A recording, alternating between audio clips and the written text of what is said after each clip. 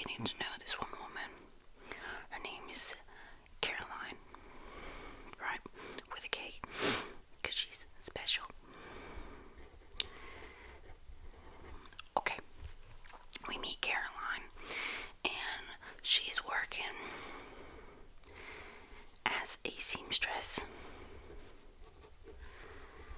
Sorry, I'm writing it down just so I can remember it better. She's working as a seamstress, yes, at a factory.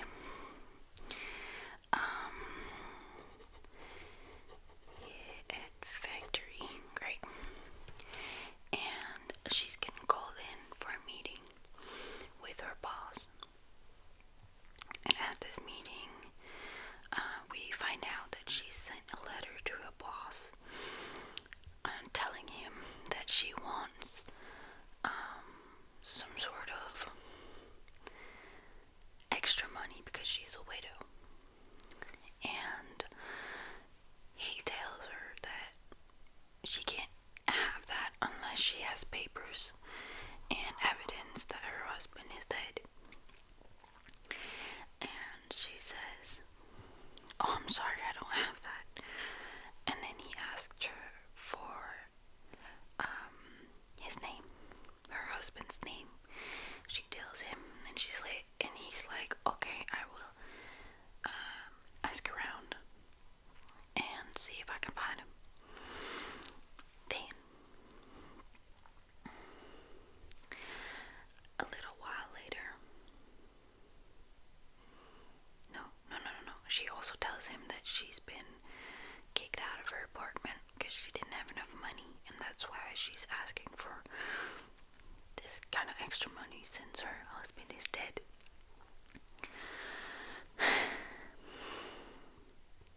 Then her boss asked her to meet up at a park. They meet up, and for some reason they're eating chestnuts.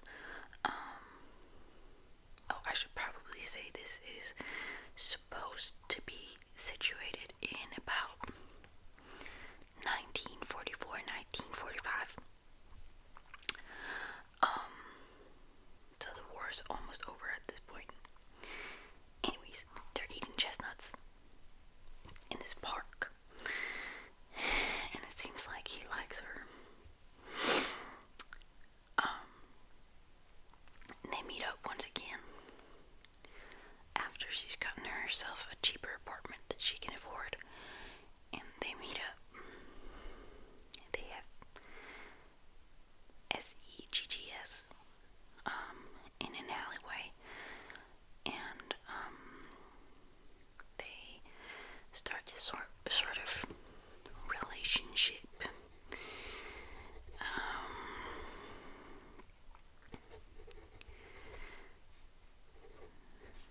I'm just gonna write relationship with boss.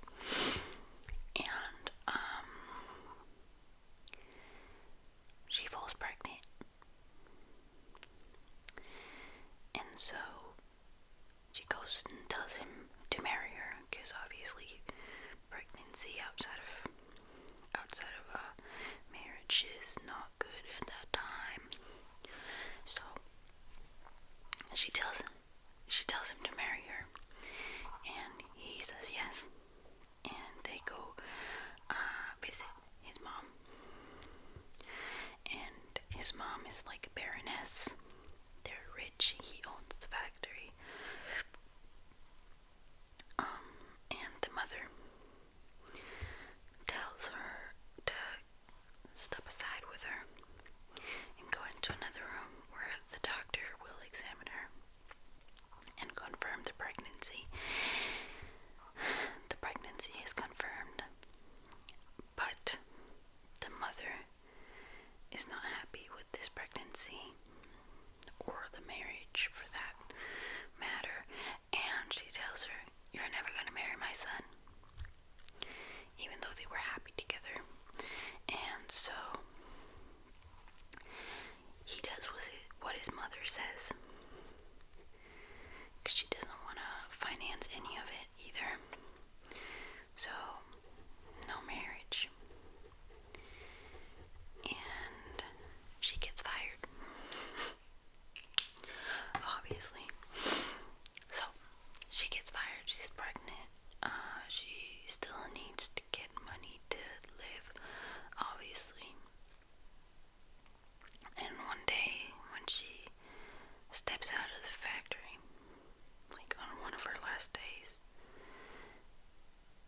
she looks ahead, and there is her,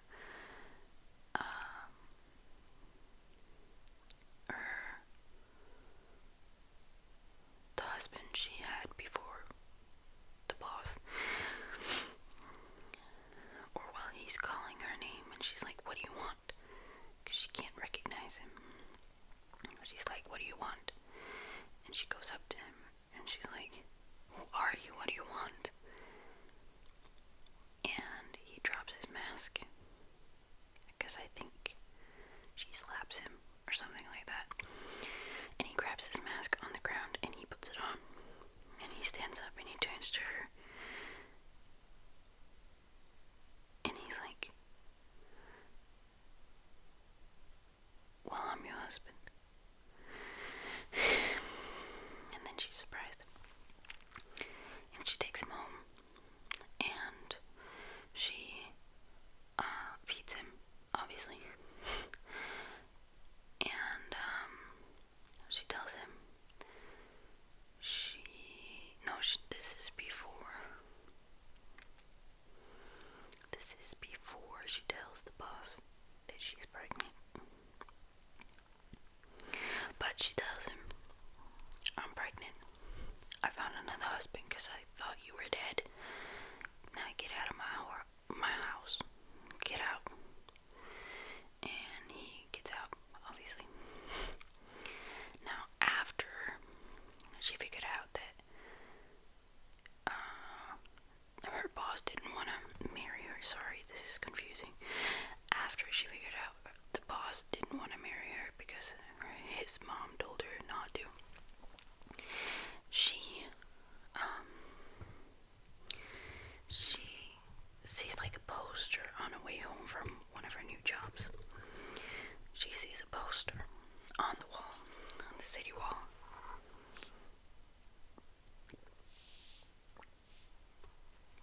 with like the drawing of her late husband. Now that makes it sound like he's dead. He's not. But the one she shooed out of her apartment. She sees that poster for a circus. She goes to this circus. And they make him look like a freak. Because his face is severely disfigured. I forgot to say that. His face is severely disfigured, so he's wearing a porcelain mask to cover it up. And he's brought out in front of the audience. And, they just, say, "Oh, you're disgusting. Oh, And he just stands there, and then the presenter's like, "Is there anyone brave enough to touch him?" And she raises up her hand. And he's like, "Oh, really?"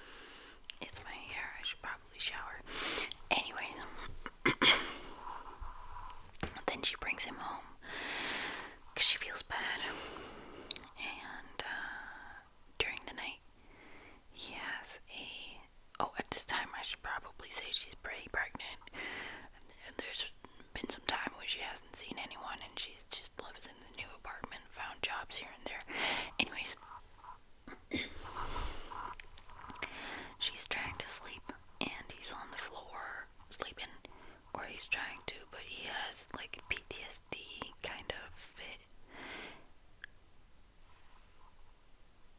where he freaks out and he's like destroying stuff, and her landlord comes up and she's like, what the hell is going on? If this continues, you have to get out. And she's like, I know, I'm sorry. Anyways, he takes a hit of morphine and he's like, well, it helps me calm down and get over the visions and whatnot. And she's like, oh, okay. And then he says, well, go back to sleep, Caroline, and she does. The next day,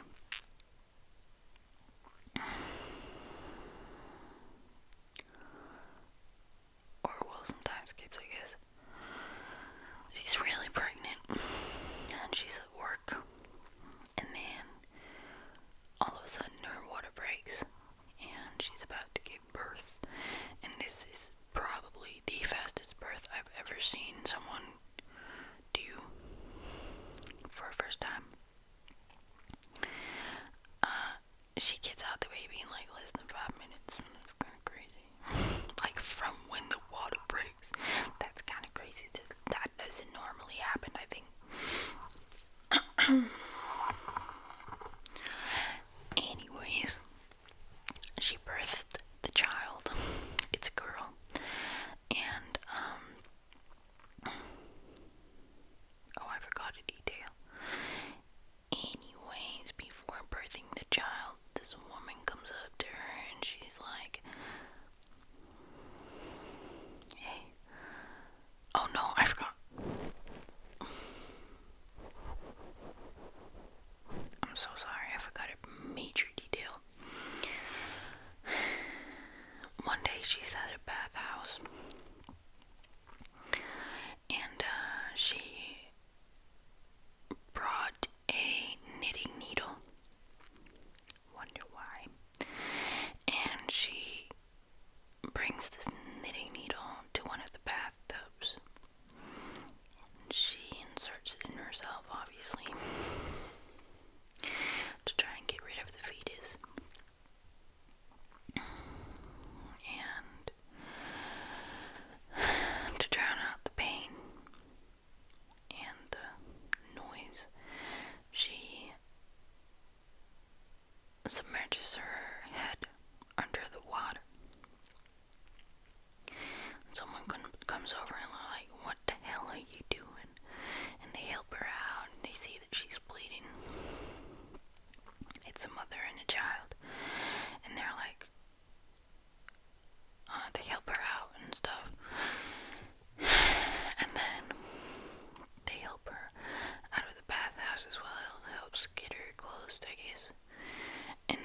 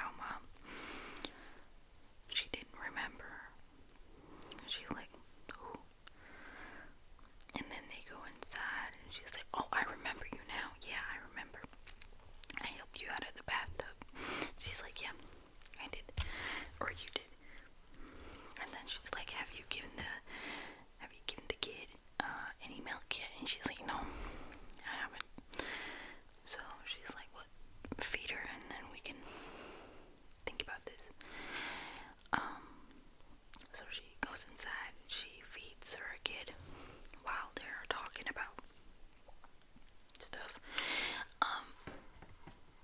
And she's like, do you have the money? She's like, yeah, I do.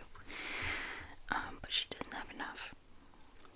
So she's like, okay, I'll come back tomorrow with the rest. They sit down in the living room, and Dalma writes down the date of birth and the mother and how old she is and stuff. Then Caroline leaves, and she doesn't go home because she can't. Where does she go? I don't remember where she goes because she doesn't go home.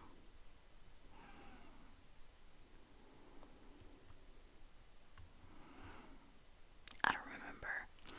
Anyways, a day or two passes and she comes back to Dalma. And she's like, hey, I couldn't get the money for you. I don't have money. Is there any way that I can work for you to pay off the rest? And she's like, no, not really. And then Caroline is like, I still have milk in my breasts. I could help you with the orphans who come in. I could help you give them milk until they find a family. And she's like, oh, well, yeah, that is true. You could do that. And then so they start a partnership. And to keep the milk going in the tatas, she has her 6-year-old daughter milk Caroline milk with her mouth because it would be too slow to do it with your hands. No, that's crazy. It's crazy and disgusting, honestly. So like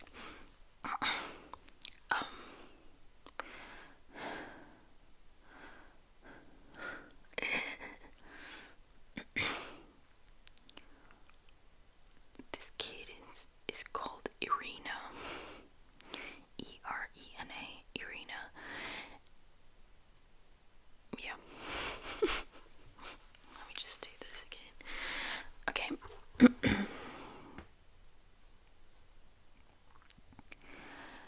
One day, Caroline notices Dalma put something in her water before she drinks it. Like a couple drops of something. And she asks her, hey, what do you put in your water? Is it morphine? Because, she saw her husband do that kind of.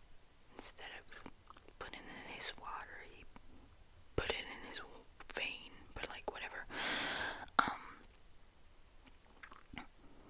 And she's like, no, it's something else, but it helps me with my nerves, and with my feelings for these kids.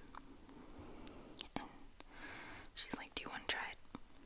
And she tries it.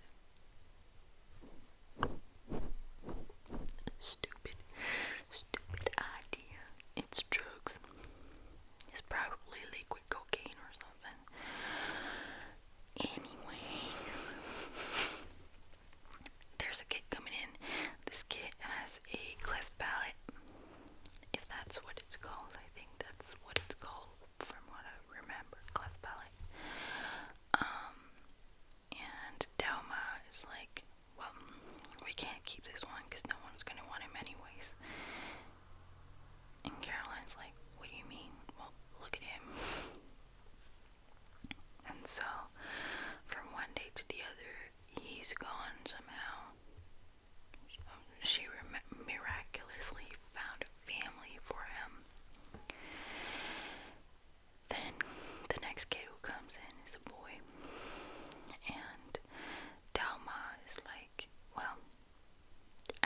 you're sad about your own kid being gone, why don't you take care of this kid until we find a family for him?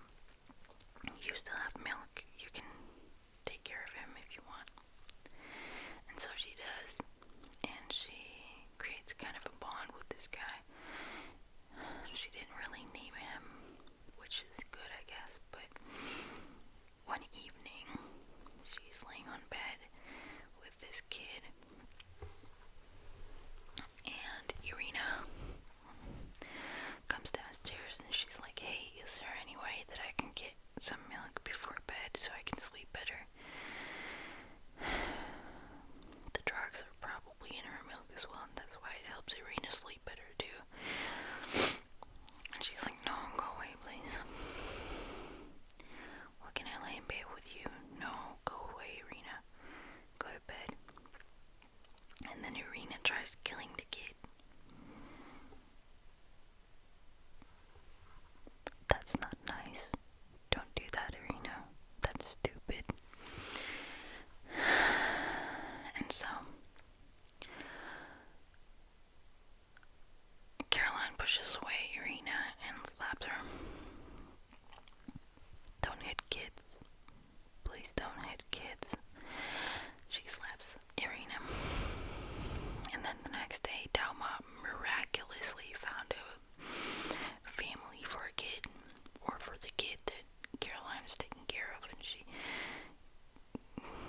kind of gets suspicious, and she follows Dalma with this little pram with the kid in it. And she walks a long, long, long, long, long way, but she follows her, and then she sees her walk into a alleyway.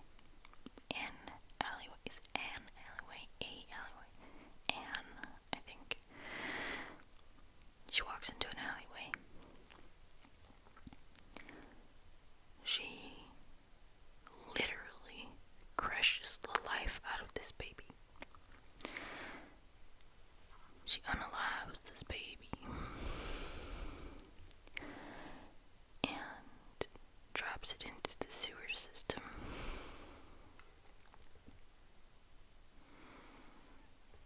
Now there's a lot of things wrong with this woman, but what the actual heck?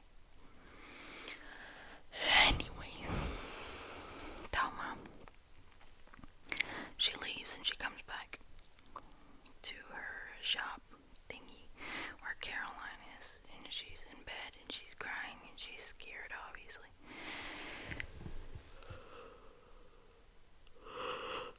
Excuse me. It's not like you're boring me or anything.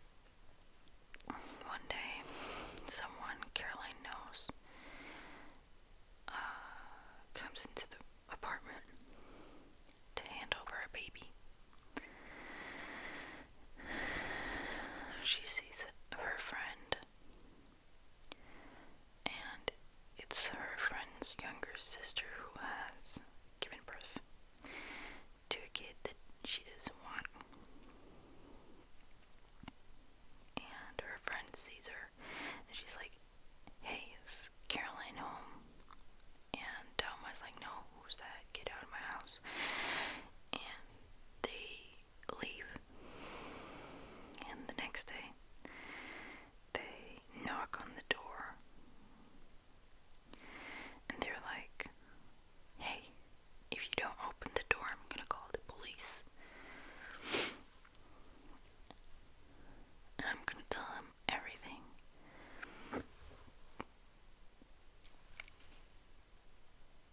My chair is creaky. She's like, "I'm gonna tell them everything."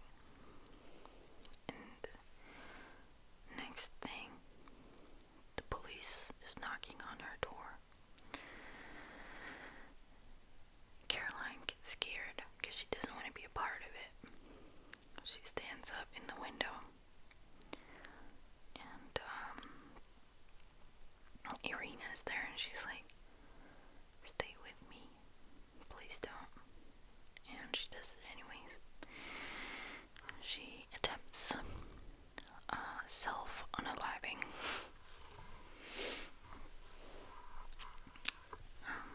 And Thelma is arrested because taking money for kids to be abandoned is kind of illegal. So she's arrested for that. But what they don't know is the baby she got the day before, she killed and she burned it in her own home in the fireplace. Anyways, Caroline is not dead.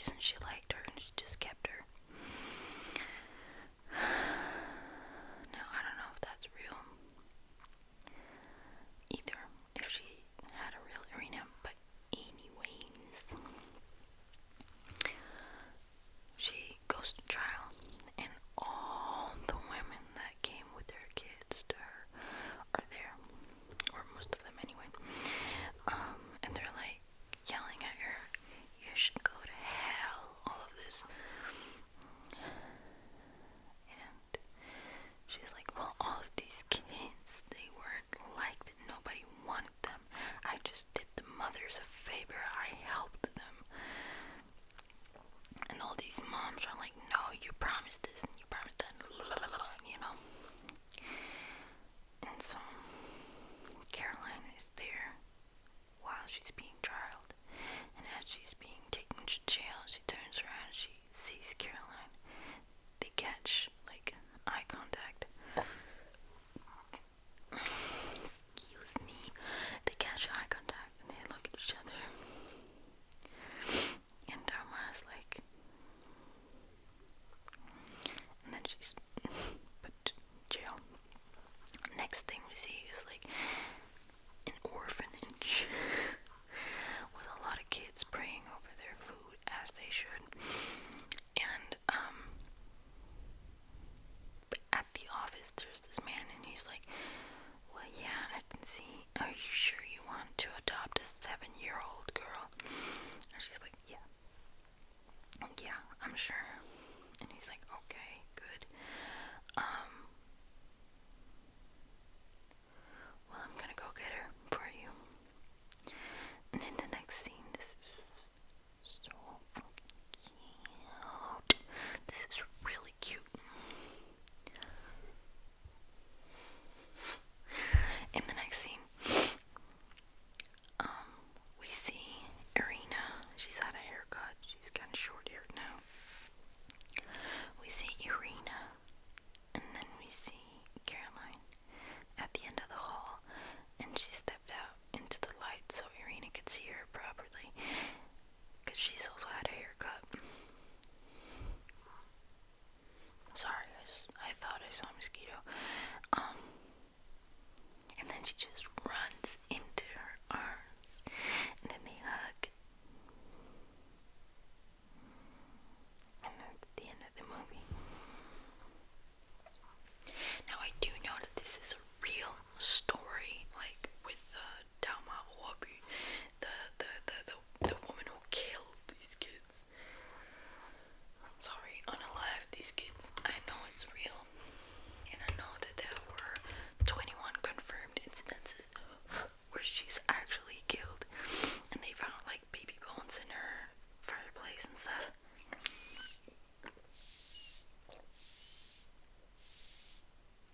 And I know it's real. But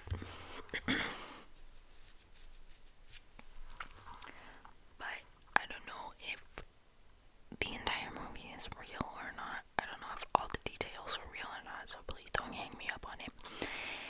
Anyways, that's the movie, and it is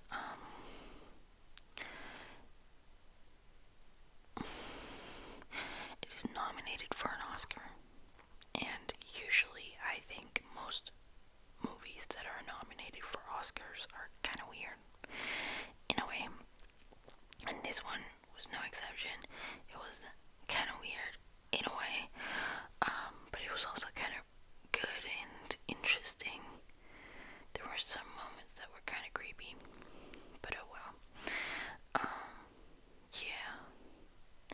So anyways, that's it, bestie. I just wanted to tell you about that movie in high detail, every detail. That's just what I wanted to tell you. So you can go study again. I'm sorry for taking like 40 minutes of your time. I'm sorry. But like, if you want, I could give you other movies in more details, but only if you want.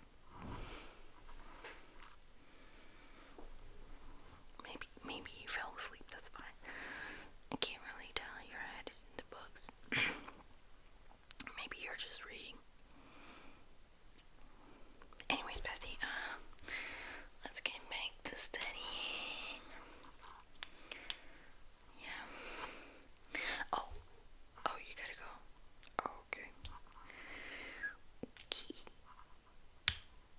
That's fine, buddy.